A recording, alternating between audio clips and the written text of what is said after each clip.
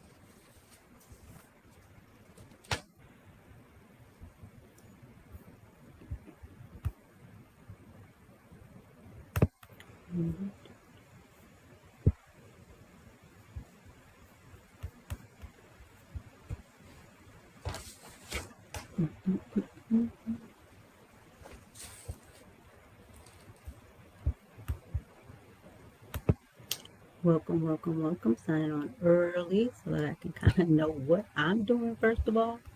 And second of all, to just see who shows up to have a conversation today about the Bankable CEO mindset, hosted by Start Staying Bank Profits.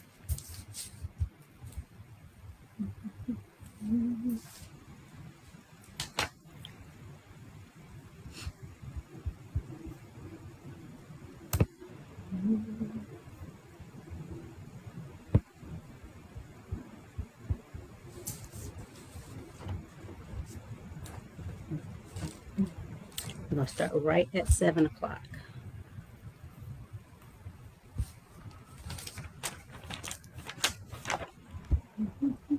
Got my notes. If you get over that 50, you got to write stuff down or you won't remember. I got my notes to share tonight. Talking again about the Bankable CEO mindset. All right, it looks like it is right at 7 p.m.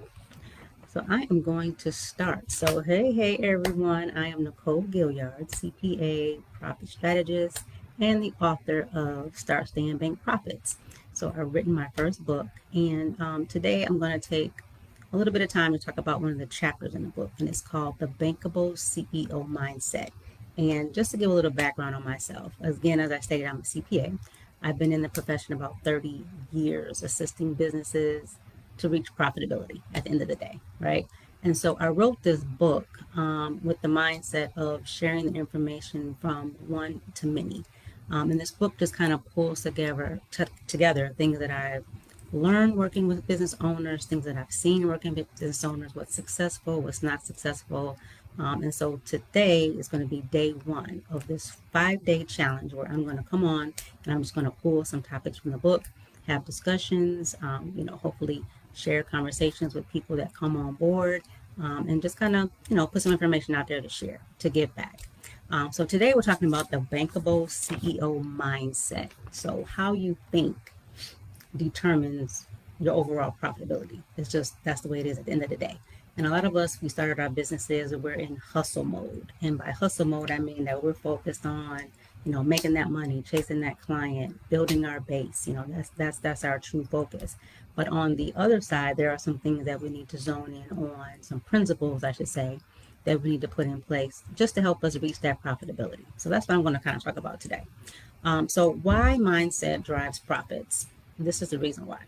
When you have a CEO mindset, it helps you stay, one, focused, it helps you stay disciplined, and it helps you set safety boundaries, okay? And I'm going to go through 3 principles. The first principle is going to talk about the 20% to the 80%. And what this is about is we need to focus on the 20% to drive the 80%. And I'm gonna give you an example. So as CEOs, we're busy. We're constantly moving, but everything we do isn't always bankable. And it's not everything that we do doesn't have the same equality in running our businesses. So we need to focus on the things more so that move the needle. So 80% of us, 80% of us focus on the results, and 20% is the effort. So most entrepreneurs, we spend most of our time focusing on the 80. Okay, so let me give you some examples of 20%. For instance, 20% could be closing sales calls, reaching out to clients you haven't heard from in a while, and then tweaking your Instagram for the 50th time. So a lot of times we focus on marketing, we focus on Instagram, get our name out there in Facebook, but we're not focusing on building our clientele. So that's the 20%. Hey, Michelle. And then building relationships with top tier clients instead of chasing every prospect. I know for myself, I got caught up, and still do sometimes, depending on what the situation is. But we chase clients as opposed to focusing on our ideal client, and that makes a huge difference in our profitability. And then tracking KPIs, understanding what your numbers are. So your profit margins, your cash reserves, how much does it cost you to obtain a client? Those are the type of numbers that we need to track because they're helping us reach our profitability. So that's what I talk about, that focusing on that 20% versus the 80%. So I would like you to write down 3 money-making activities that you're going to commit to this week. When I say money-making, they're going to be the 20% to get to the 80%. So I want you to write those down. All right, so principle number 2 is going to be to pay yourself consistently. Now, this is a huge area. I'm going to have a nice dialogue here because this is a huge area where a lot of my clients with these LLCs, with these S Corps, with these Corps, they're running their businesses, but they can't pay themselves consistently. And that's a huge issue because at the end of the day, if you're running a business, quote unquote, and you can't pay yourself, it's not truly a business. It's more of a hobby, something you're trying out. And the goal is to get to a place where you're paying yourself consistently.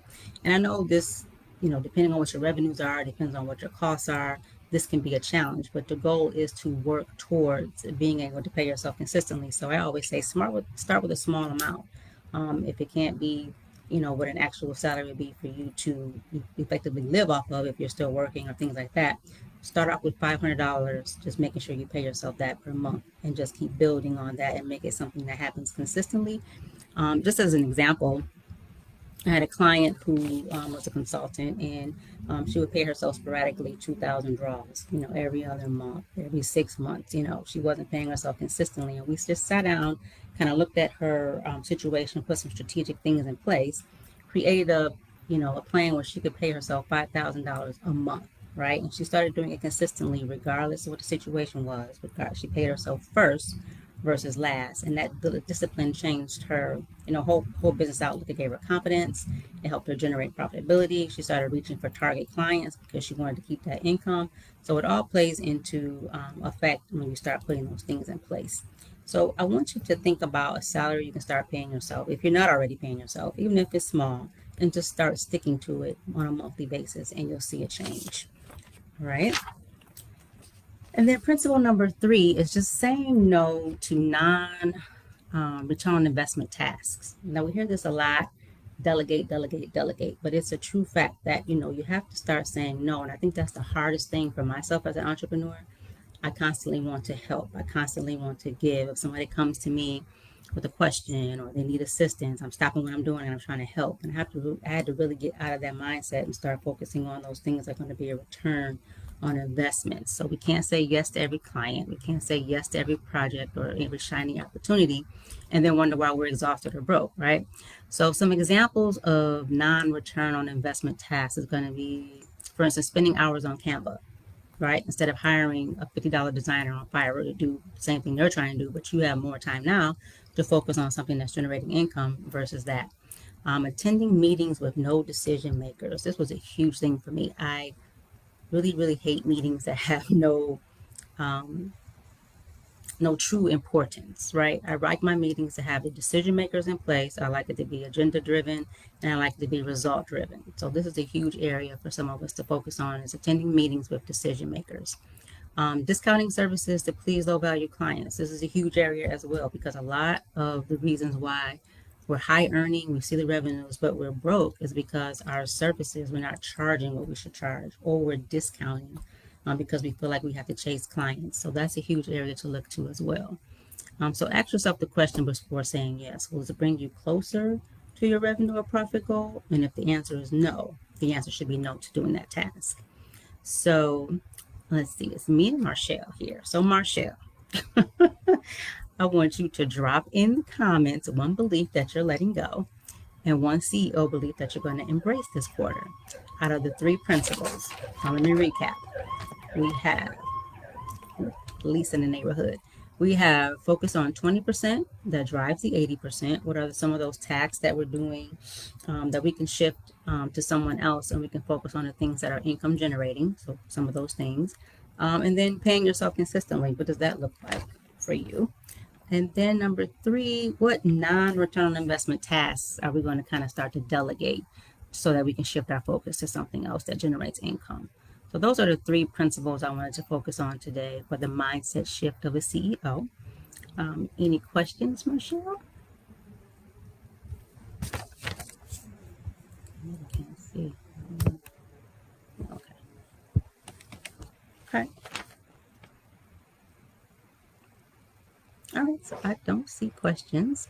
Let's see what else. So my goal today was also to give away a free gift. It was going to be a signed book. Like, this is my book, Start Staying Bank Profits, right? I want to give a signed copy to someone, send out. So if you do sign on and you do listen, drop your name in the DM. And if you're the first one, I will sign this and send you a copy. I'm loving to share the book. And I think that would be it, really. Going to sign off. So the Bankable CEO, I will be back on tomorrow to talk about the offers that bank profits. It's about simplifying to multiply. So we're going to talk about that tomorrow. And that's going to tie into your pricing. It's going to tie into the offers that work. And we'll just have a great discussion. So I am going to sign off. It's been great. This is a challenge for me too. So I'm glad I accepted it.